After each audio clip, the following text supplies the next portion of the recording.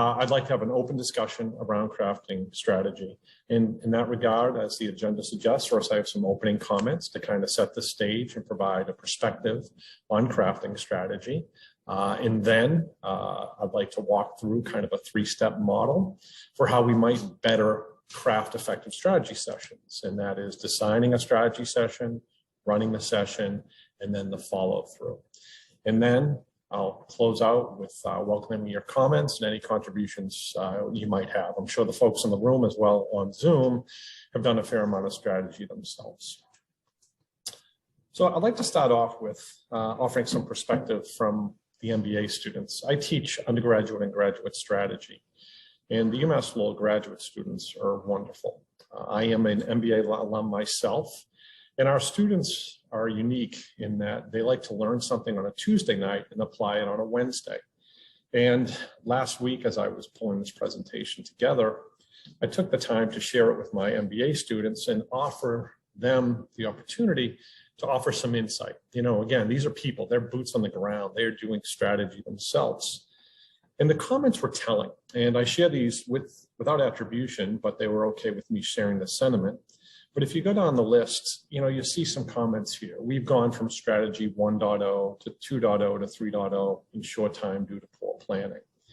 The path to bad strategy is paved with good intentions. The lack of focus in strategy sessions is problematic.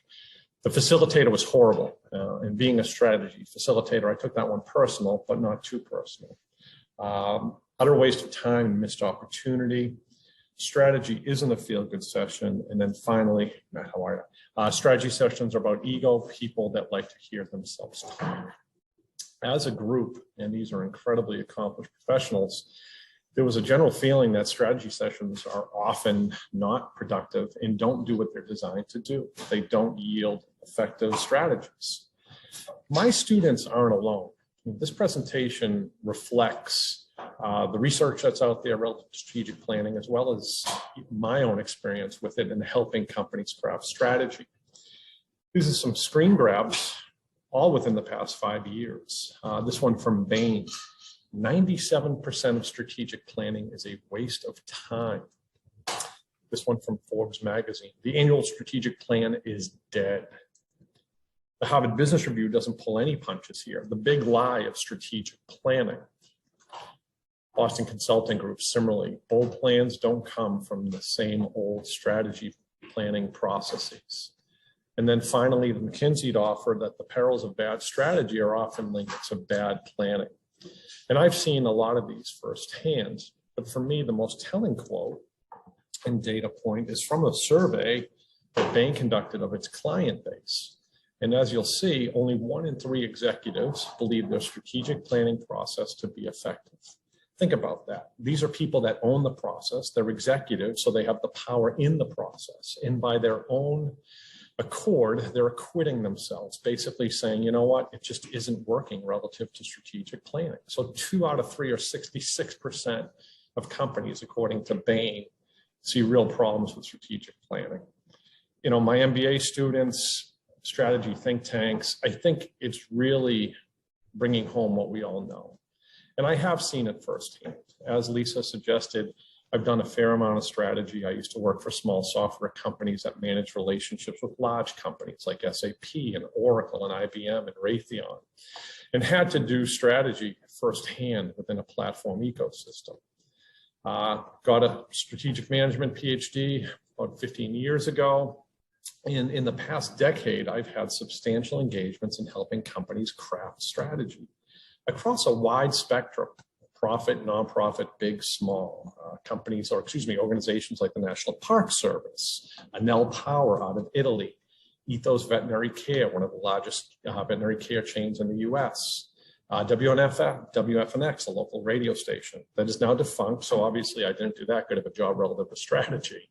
Nippon Kayako, a large Japanese chemical conglomerate, Mass Hire, the workforce development board here in the state, St. E's Hospital down in Brighton, and then finally Demandware, a small software company prior to their acquisition by Salesforce. And the one observation I would make across all of my engagements is that bad strategy inevitably arrives, as Richard Ramel said, from bad process. And so what I hope to accomplish today is that we understand how to run more effective strategy sessions. That's really my end goal. And in theory, it should be simple. On the screen today, or on the screen on this slide, is a screen grab from the movie Bull Durham. And I'm probably dating myself. But at one point in the movie, the coach, frustrated with a pretty substantial losing streak, comes into the clubhouse and he yells at the players. And he says that baseball is pretty simple. You catch the ball, you throw the ball, you hit the ball. That's it. Well, in theory, strategy should be simple, and crafting strategy should be simple. You prep the session, you run the session, and then you follow through to see the strategy come to realization. And more often than not, it doesn't happen that way. And why doesn't it happen that way? Where does the simple fall apart? I think it falls apart, again, in those three areas. I think first, you see poor session design. There's no agreement on the motivation for why we're getting together to do the strategy. The wrong people are in the room. We have ill-defined objectives and critical issues. And if the design is poor, then it's really tough to get somewhere relative to strategic planning. And then once everyone's in the room, you start to see poor session management. You have open-ended discussions with no end, no boundaries, no structure. Strategy sessions become more brainstorming sessions, and that's very problematic in my experience. And then finally, you see poor session follow-up. There's a mismanagement of the larger process. Never does strategy happen in just one session. That's any issue big enough for the company or organization to deal with usually takes multiple sessions, and that needs to be managed as well. So I'll hear from people that they were in a strategy session, and I'll ask them, well, what was the end product? And they'll say, well, we never met again. God bless you. So that's where the simple falls apart. You know, similar to Bull Durham, you hit the ball, you throw the ball, you catch the ball. You need to design a session, run a session, and see the follow-through. And it goes without saying, I haven't even talked about the people stuff. One of the biggest sentiments I got from my MBA class, and if you see in the research, strategy is tough. And it's tough because it involves people. And strategy at its core, first, is a competitive process. You are competing for limited resources in any organization. And so competition can bring out the worst in people. To that, strategy also deals with biases, egos, politics, fear, conflict, and that makes it tough as well.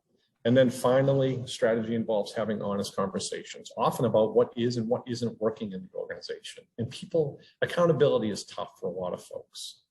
So hopefully today we can set the stage for running better strategy sessions and crafting better strategy. And the three keys in line with the way I bucketed it earlier. First is strong design. The second is managing the session in person once you get everyone in the room, and then managing the follow through. So how do we get there?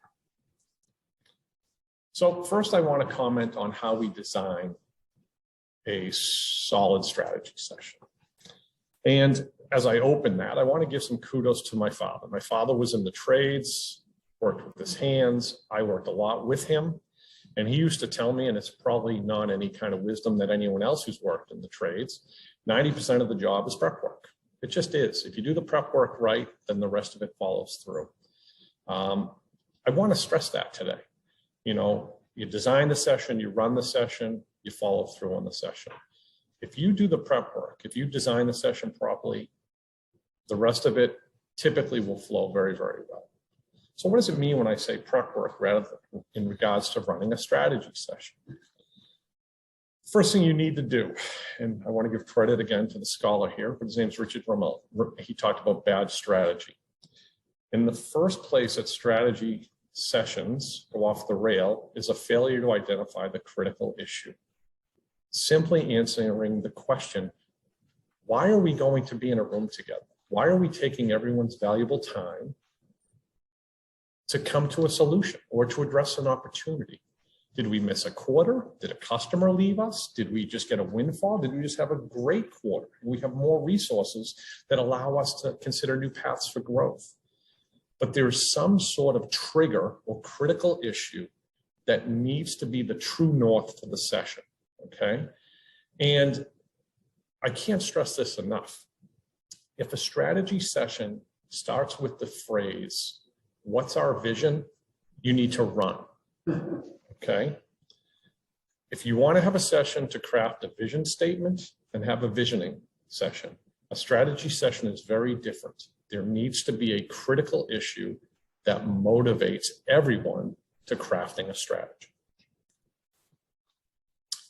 The second thing is you need to get, and this phrase borrows directly from one of my MBA students, and I always want to give credit where credit is due. You need to get the right people in the conversation, okay? I have a screen grab from the show Succession on HBO, which for those of you that do watch TV is arguably the hottest show on TV. And I watch it diligently. And even this past week, they talked at length about strategy. And this is Shiv Roy, the daughter of the owner of this huge conglomerate, and her quote here, "Hey, I was thinking, you should maybe think of a reason for me to be on the retreat in case we're talking strategy." Strategy is a funny thing. Everyone wants to be a strategist. Everyone wants to do strategy. And I don't know what the case is for that. And I think that leads to not having the right people in the room. But to Shiv Roy's point, not everyone needs to be in the room. You need to get three groups of folks in the room. You need to get the champion. That is the person who owns and manages the process. That is someone within the organization. You have to get the sponsor. That is someone from outside the organization. Me, for instance, someone that knows how to do strategy. And then you have to get the strategist in the room. They craft the strategy. So let's talk about how we pull those folks into the room. Let's start with the champion. For the folks here in the room, for the folks on Zoom, that may be you, okay? Someone had an inkling in your organization that we needed to do something of a strategic nature. As I said before, that goes back to the critical issue. You own and manage the process. That's you. And it doesn't mean you own the strategy. I see that happen at times as well. Sometimes people shy away from managing the process because they don't want to be held accountable for the strategy. There's a clear delineation between the two. You own the process, not necessarily the strategy.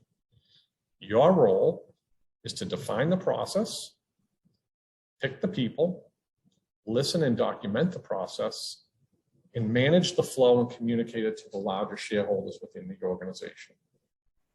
Your most important job is to find the sponsor. That is an external person who is going to help you herd the cats. If you think about it, a strategy sponsor lives and breathes strategy. They have done strategy countless times. They have seen the good, they have seen the bad.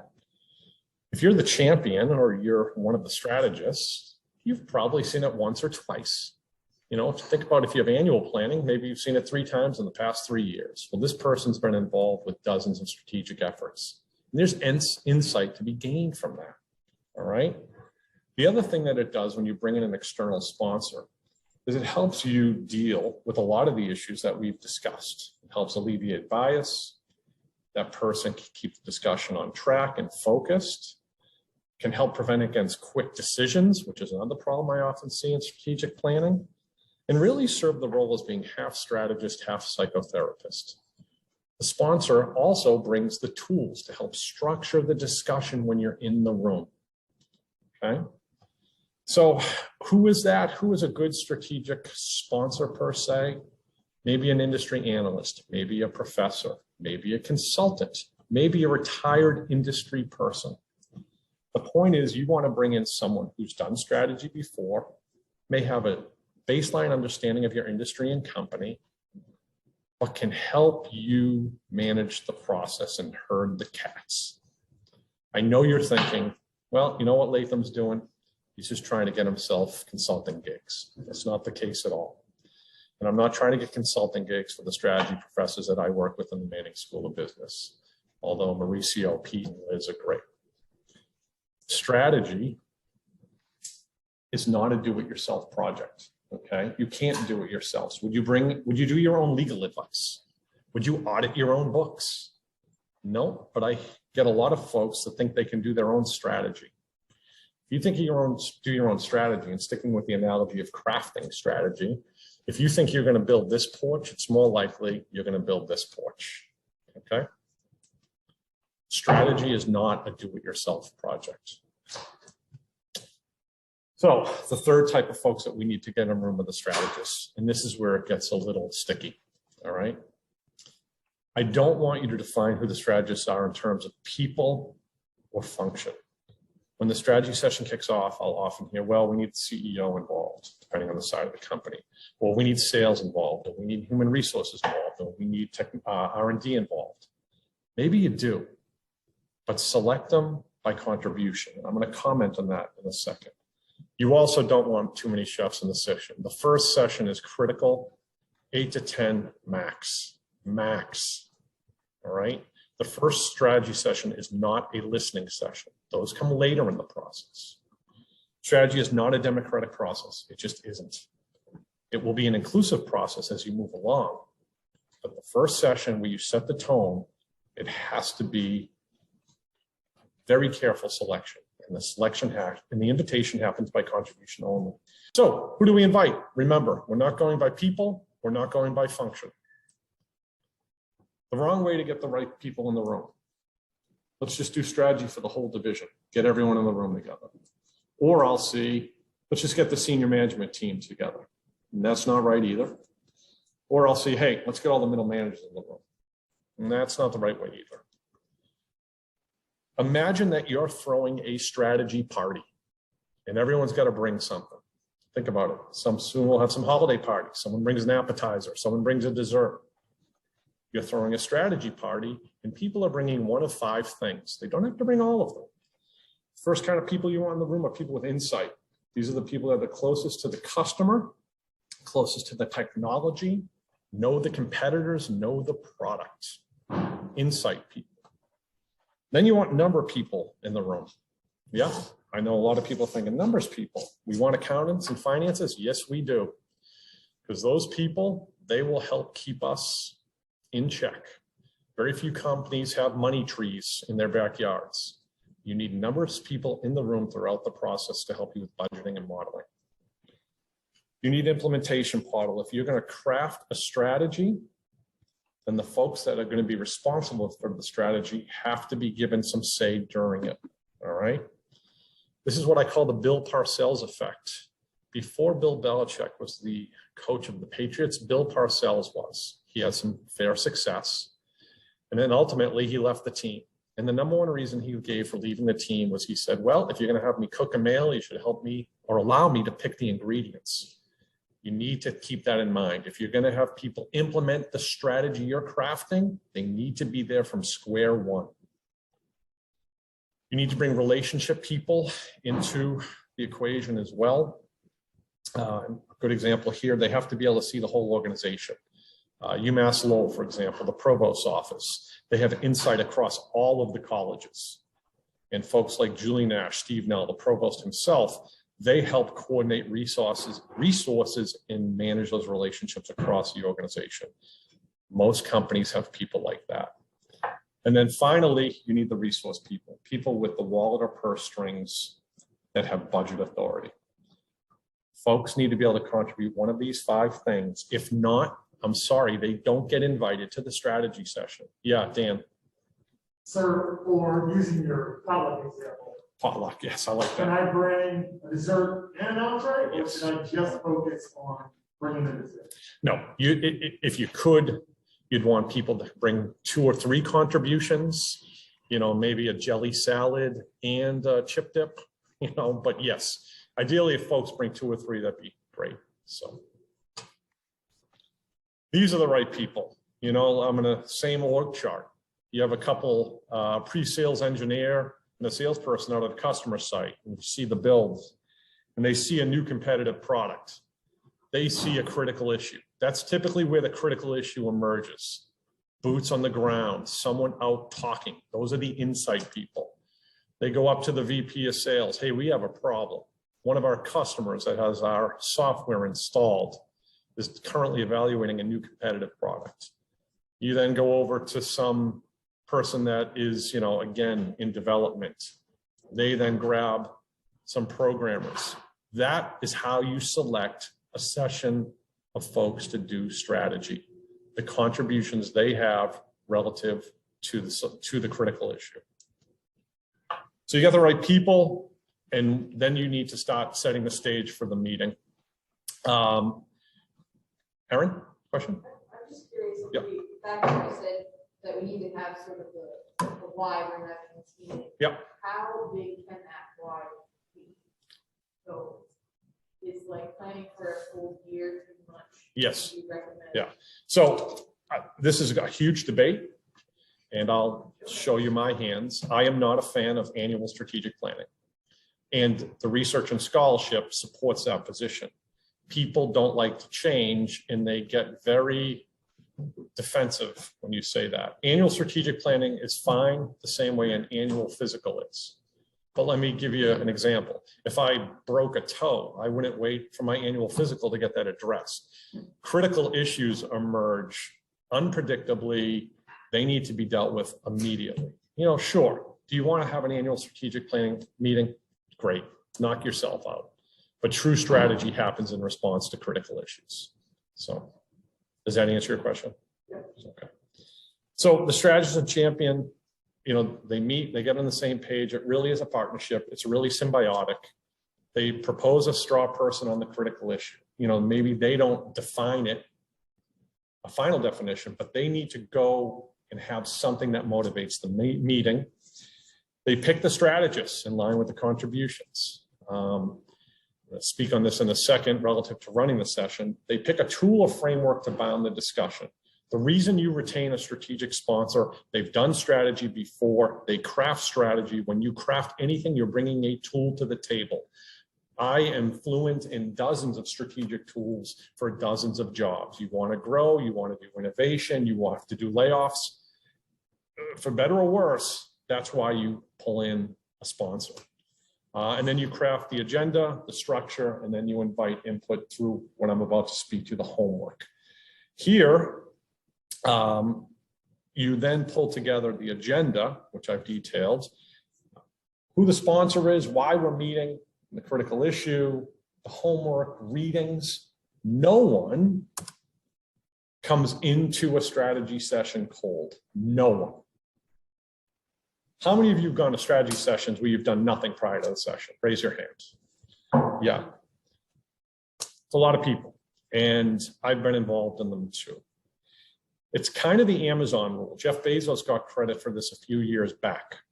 Before any meeting, but certainly strategy sessions, he has people reflect on the critical issue, write a one-page document. That document is distributed to each of the session participants prior to the meeting. They read it, and then they come to the meeting, okay? It helps ferret out bias and see perspective early on, okay? And it starts to get everyone on the same page. To my last point, if people can't commit to a strategy session, they can't do the homework, then they don't get involved. There has to be a level of discipline. Strategy is a serious endeavor, and folks just can't come and be freeloaders. They can't. So they do their homework, good to go. Let's do some strategy. So quick review, define the critical issue. Who is the champion and sponsor? Who are the strategists? Set the stage, do the agenda, folks do the homework and parameters. And this is probably a good place for me to break, Lisa. I see the chat thing going up and up and up. Well, we're chatting with people, but Okay. a couple hands are up, so we're trying to be able to take them. Okay. Even if it's in the room, you can repeat the question. Someone might have That might have been from your past. yeah. Okay. All right, so how do we run the session? Again, I will hold. If you've done the prep work, you're 90% there, truly. So the first thing you need to do as you run a strategy session, they are different than your typical meeting, your typical brainstorming session, all right? And they are in many regards. First of all, the discussion in a meeting, it's usually scheduled, brainstorming, it's free-flowing. With regards to strategy, it needs to be a structured discussion. The boundaries with a meeting are usually time constraints. Brainstorming, there's no constraints. With strategy, as I indicated, there needs to be a resource constraint relative to the discussion. Who participates in a meeting? Usually it's an operational unit. Brainstorming, it's usually open house, but with strategy, it's exclusive, an invitation only. Meetings are typically held on a regular basis. Brainstorming is typically something that's, even on a water cooler. Strategy, again, is usually linked to performance. To build on Erin's question, can they be annual? Yes, but usually something happens relative to the firm's performance to trigger having a strategy session. With a meeting, they run on a regular basis. See you on the next meeting. Brainstorming, it's, boy, this felt good. With strategy, should be a sense of urgency to the tone of the meeting. And then the goal, the product of why you're doing these things. With a meeting, everyone's getting on the same page. There's an update. With brainstorming, you're looking to generate ideas. With a strategy session, you're looking to generate strategy. These 6 parameters really should help you understand how you need to go into running a strategy meeting if you're the champion or sponsor. And then when you get everyone in the room, it's important to get folks on the same page, okay? First of all, strategy doesn't happen in one session. I said that in some of my opening comments, and I'll say it again. It's important everyone knows that they're there probably for 3 to 4 sessions, and that we're gonna take the pressure off. And although there should be some urgency, we don't wanna make rushed decisions. The second thing is we're not pouring concrete, that we need to be agile. We don't wanna and I love this saying, don't let perfect be the enemy of good relative to the discussion. And although I say these are crafting strategy or strategy sessions, you're really working towards an ask. At the end of any strategy session, it's just an idea. And until it's funded, it's not a strategy. So you're working towards making a sale. And I spend a lot of time actually in my MBA class talking about this, talking about selling strategy. Strategy is a competitive endeavor, and I only reference these folks because they're in the room. Matt and Erin might work for the same organization. Matt might have an idea that he wants funded, and Erin might have an idea that she wants funded. Neither of them are strategies. They're only a strategy when $1 is allocated to those ideas. So that, again, helps frame the discussion. Yourself, yeah, Matt. So the situation that or the context that I'm thinking about, the person ultimately who we're going to try to sell this to, Yep. who make the decision about to what degree things will be funded, Yep. could also justifiably be part of the strategic planning session. Yep. I'm not going to name names, but Sure. even words.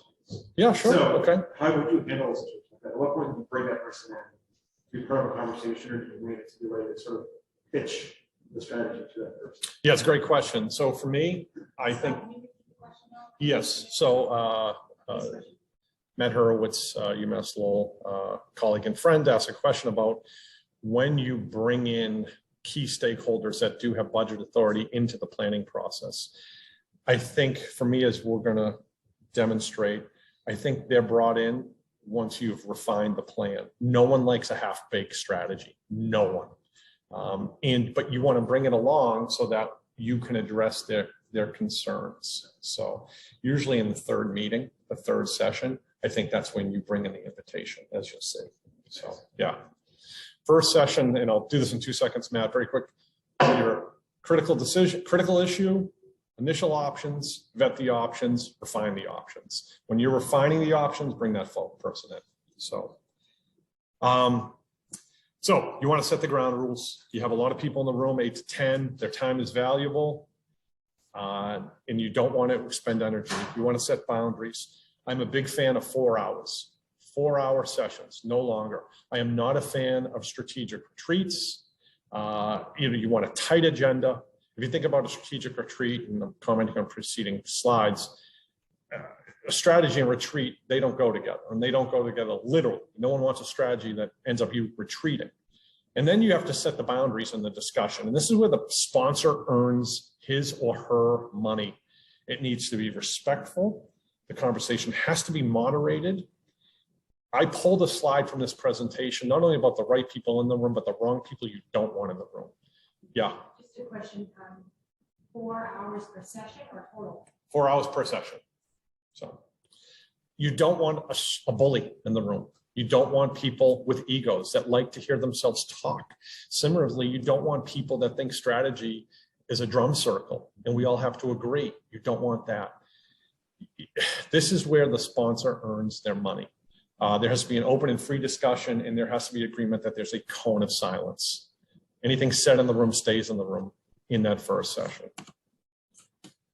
This speaks directly to Matt's point. I'm a 4-hour strategy session person. I'm also a 3-session type person. This can change a little, but in my experience, you can craft strategy in 3 sessions. First thing you're trying to do is define the critical issue and put forth some options for addressing it. Second session is you're vetting those options, typically 3 or 4. And then in session 3, you're really trying to arrive at a plan A and a plan B. You could do one of either things. At this point, again, I want to be respectful of the questions. Matt's question is, when do you bring in the person that's going to sign off on it? You could bring them in here, because at this point, the work had been done prior, and as I'll illustrate, so that you can feel confident that you've done your diligence in both these options, or you could do it after the session. Okay, session 1 is the most important. It sets the stage, okay? Remember, there's 2 goals in session 1. 2 goals: agreement on the critical issue and identify initial options to set up the teams. I'm going to comment there, okay? Like I said, do not say, what's our vision? That is the #1 error that most people leading a strategy session do. Yeah, Dan. How do you address stakeholders that haven't done their homework? They don't come. They don't come. They're not allowed. Yeah, I'm sorry. Hold on. So the question was asked from the audience, how do you address people that don't do their homework? If you don't do your homework, you're not allowed. That's it. And that's tough. But think about it. It's a waste of time. We're looking at how to craft effective strategy sessions. If you have 6 people in the room and 3 of them didn't do their homework and we're getting them up to speed in that session, that's disrespectful for the other 3 people that were there. At some level, though, isn't that a non? Let the sponsor do it. Let the sponsor do it. Can't leave VP of finance out. You certainly can. Then they're not taking the session serious. I'm not kidding. People that know me, that this is for people that want to take this seriously. And you'll see in my last slide in closing comments, one of the bullet points is organizations that do good strategy take the effort seriously. It's not a team building exercise. We're doing strategy. This is linked to the viability of the organization. And if you can't do it as the champion, let the sponsor do it. So,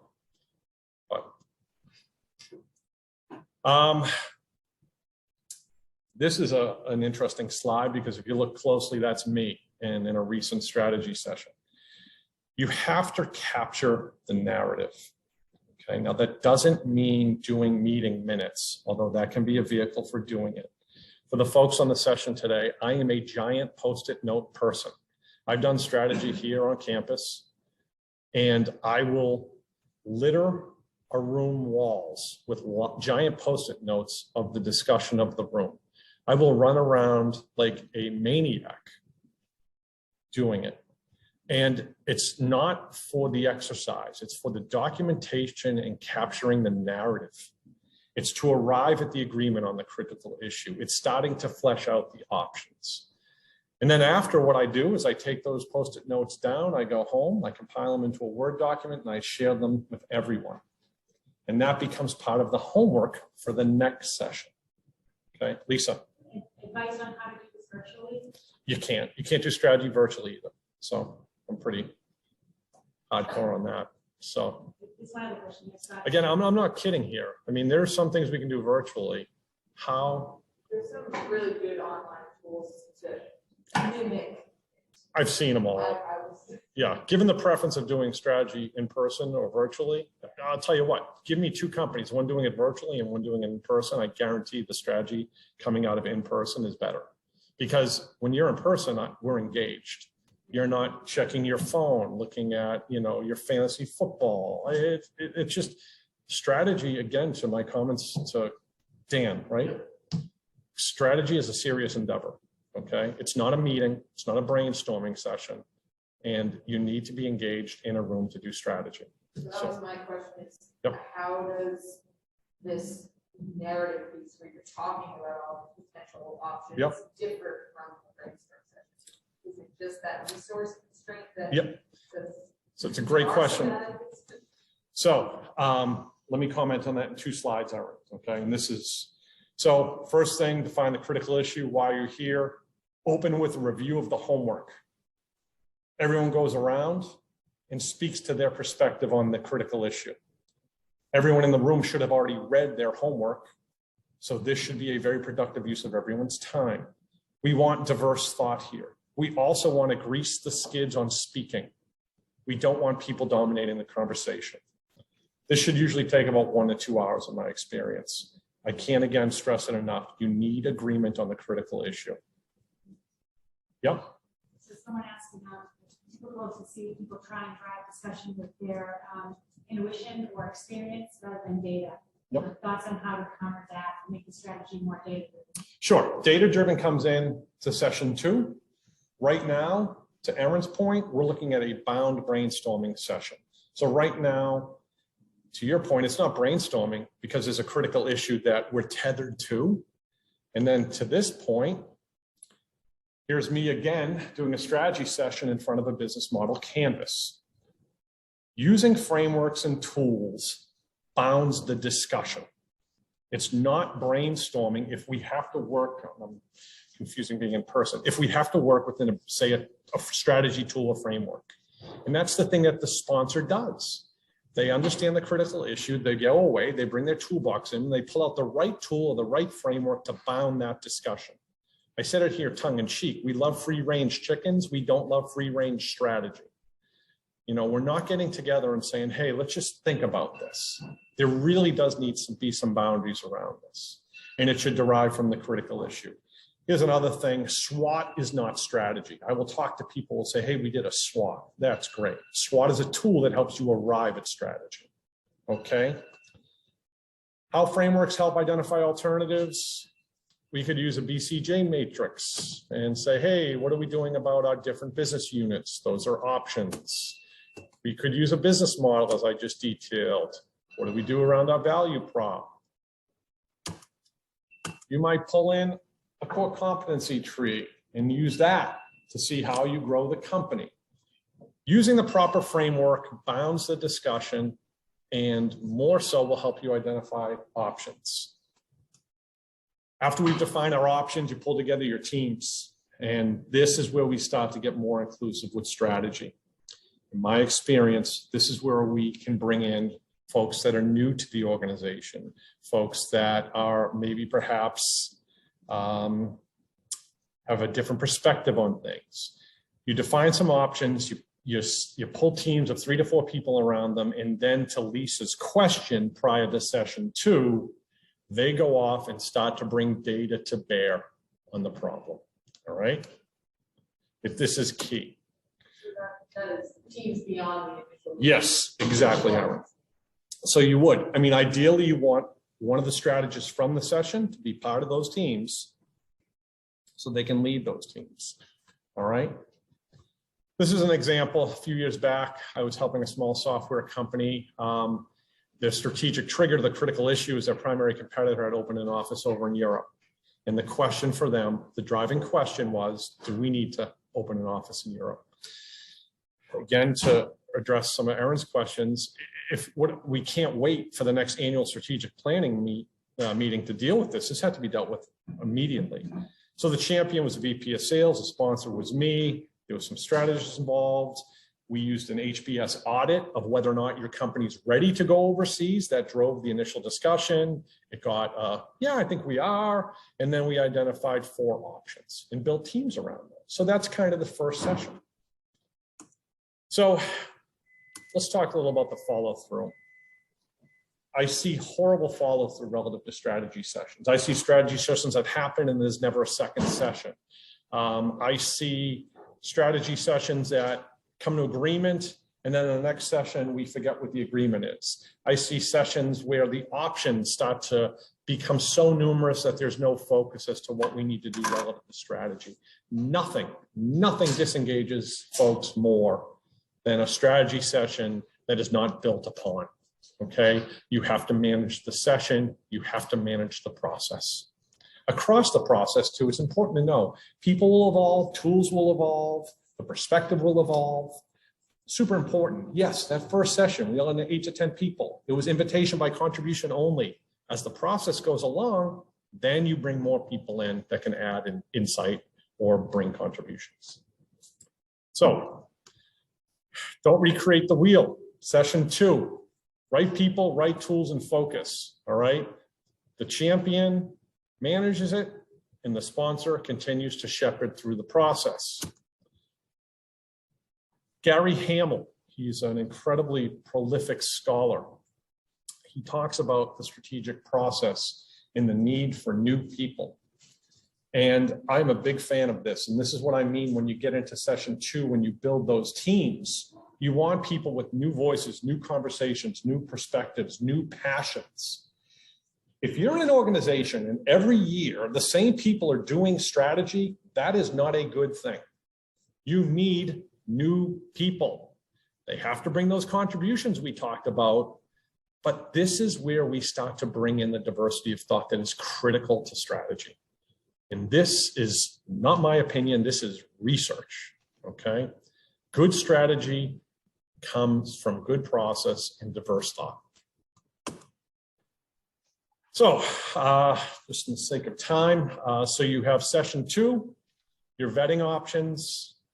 You know, what you're really trying to do is get the options that you brought from session 1 down to a plan A and a plan B.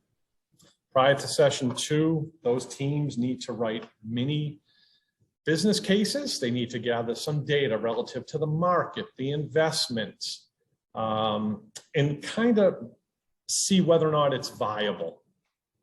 And then prior to that meeting, you send out those mini business cases and everyone reads them. And then you get in session 2 and you debate them. And at the end of session 2, you're picking a plan A and a plan B. Why do we do this? If you look again at the research of choice, strategies, if you go to someone who's going to fund your strategy with one choice, they don't like that. Similarly, the paradox of choice, if you go to someone who's going to fund the strategy and you give them 5 choices, they don't like that either because they don't think you've done your diligence. Plan A, plan B. Okay, and that gets to session 3. Session 3, you want to move towards that recommendation. Now, in addition to the data around the market, potential revenue, potential investments, you're starting to do some financial modeling. All right, what does this really mean for the organization if we select plan A or plan B? And importantly, and people, this again is a strategist, so when you craft strategy, it's a 4-letter word, literally, risk. Don't delude yourself to think, don't fall in love with your strategy, either 1 or 2. Address risk in a frank and honest discussion. If it fails, what happens? All right. And then this is again a Matt's question. This is where you might bring in the person here to be part of this discussion, or you may bring it to them right after the discussion. It depends on the culture of the organization. Okay. Good question, Scott. Yep. Would you ever invite outsiders such as key customers, partners to take part in the therapy process? Yeah, it's a great question. A lot of companies do that. Yeah. So what's the matter? Oh, I'm sorry. The question was, can you ever bring customers in to help you formulate strategy? And you can. There's a fair amount of research on that as well. I've never done it. You know, I think for me, that's part of the homework that the team should do in between session 1 and 2. But it's done all the time. So yes, you can. So here's very quickly, the problem with that, to give Clayton Christensen, the founder of modern innovation theory down at Harvard, some credit. The risk is if you get too attached to your customer's perspective of things, you then develop strategy that only serve that customer, okay? So there is a risk there. So going with my example, by session 2, The company put teams together about going overseas. They assessed the 4 options. They basically said we should do greenfield or joint venture. They further refined it. We addressed risk. We did financial modeling. And then what they decided was to open an office in Europe. I hope this example helped. And as I'm walking through it, I think it may have. So let me just offer some closing comments and guidance. The first bullet point I want, and as I speak here and process some of the comments from the audience to Dan's point, bullet point 4, they take the effort seriously.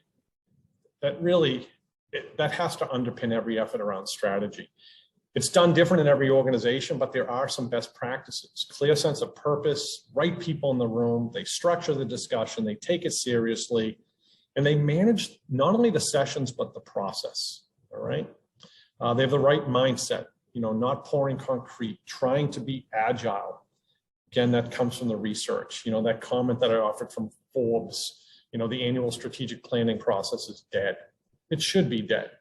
We live in a world that it is so dynamic. I hear the example of a 2030 plan. I was on campus last year, right before COVID, 2 years ago now. And they said, boy, we need to pull together a 2030 plan. Have they ever thought COVID was going to happen? I mean, no. Strategy is about being nimble and agile and responding to, issues that are central to the organization. Don't rush it. Have urgency, but don't panic. And then finally, the goal of strategic planning isn't to craft a strategy, it's to get an ask. It's to get an ask so you get funded. That reduces the stress as well. So any comments on developing one strategy versus a set of strategies that work together? Okay, so the question was, and if you're listening to me, any guidance on developing a singular strategy versus a set of strategies? And I'm not sure I follow. Listen, strategy does get more difficult as the organization grows and there's different units. But I think getting strategies to play nice together is part of the complexity. And believe it or not, that's why it's more important to get the right people in the room than not. Big organizations make a singular mistake. They think when they get big, the strategy planning has to get big. I'm a history geek.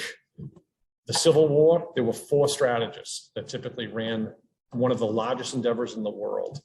So as you get big, you don't want the room to get bigger. You want to get the right people in the room. So, yeah, Erin. Are there other ways to manage bias during this process besides getting the right people? Because I know when you have people who've been doing stuff the same way, it can be a lot of challenge to get the change to do it. It's a great question. The question was, how do you manage bias in the room, especially when you get the same people in the room? In my view, some of the recommendations I offer do that. Get them to put it in writing, get everyone to see it, get them to acknowledge bias, which is tough.